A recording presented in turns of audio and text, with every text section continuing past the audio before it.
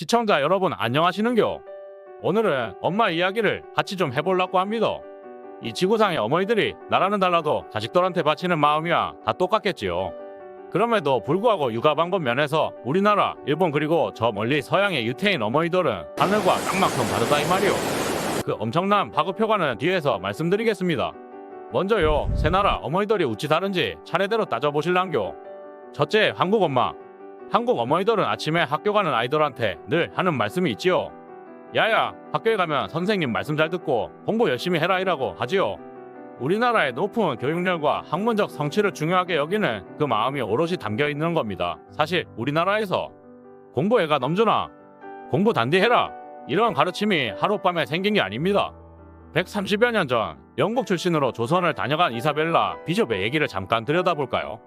영국의 최초 여성 여행가인 이사벨라가 1892년부터 조선을 4번이나 다녀갔다는 말이오.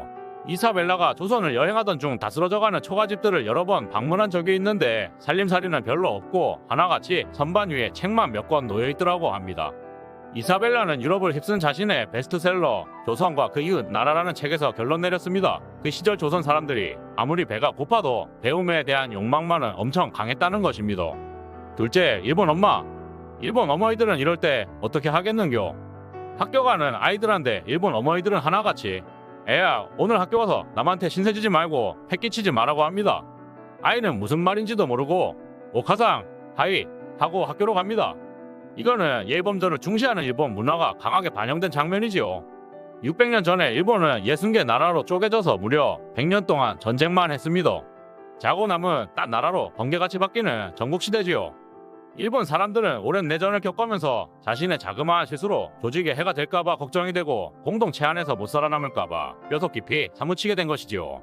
일본도 공부 열기 면에서는 한국하고 비슷하지만 일본 어머니들은 수백 년 동안 이어온 사무라이 공동체 전통의 영향을 받아서 학교 가는 자식들한테 남한테 기대지 말고 패끼치지 말라고 신신당부하게 된 겁니다.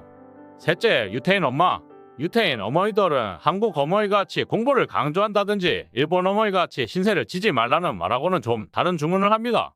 유태인 어머니들은 학교 가는 아이한테 아들, 오늘 학교 가면 선생님한테 꼭 질문해라 하고 학교 갔다 온 아이한테는 오늘 선생님한테 질문 몇 개 했노? 이래 합니다. 유태인 문화 속에 교육과 지식 탐구의 중요성이 잘 묻어나 있는 거죠. 우째 보면 아이들에게 질문하라는 것이 우리나라 어머니들이 하시는 공부 잘하라는 말과 비슷하게 들리기도 하지만 근본적으로 다릅니다.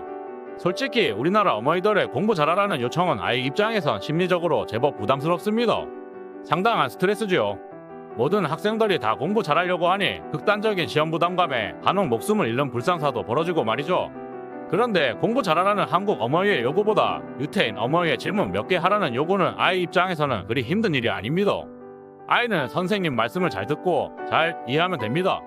그리고 나서 자기가 궁금하게 생각하는 것과 의문을 말로 표현하면 됩니다. 이것이 바로 질문이라는 겁니다. 아이 입장에서는 이런 게 엄마의 요구라면 학교 다니는 게 별로 힘든 일이 아닙니다. 말하자면 유태인 어머니는 질문 몇 개를 통하여 아이의 지적 호기심을 부추기고 학습 능력을 올릴 수 있다는 겁니다. 유태 민족은 전 세계적으로 2000년 동안이나 나라 없이도 살아남은 유일한 민족입니다. 전 세계 노벨상 대부분의 수상자들이지요. 그러면 그 힘이 어디서 나오겠는겨? 바로 이 질문의 힘, 호기심의 힘에서 나오지요.